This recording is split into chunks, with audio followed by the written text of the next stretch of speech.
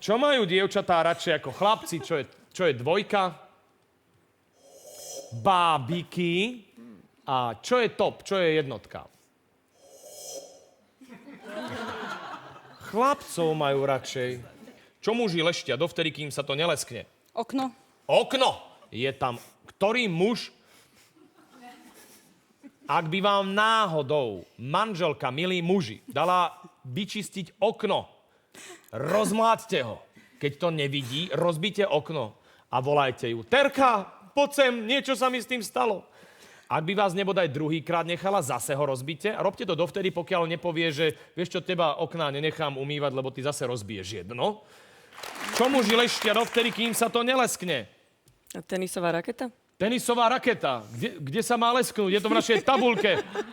Lesklá tenisová raketa tam nie je.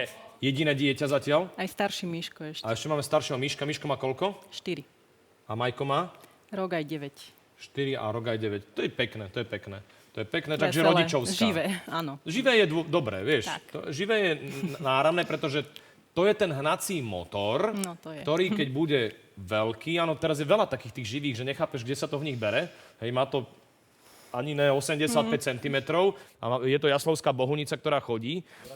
Normálne by sme mali začať vyrábať pre tieto aktívne deti tie bežacie, také ako škrečky, tie bežacie valce, aby vyrábali elektriku pre celý činžiak.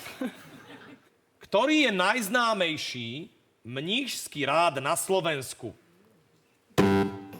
Kresťanský? Kresťanský mníšsky.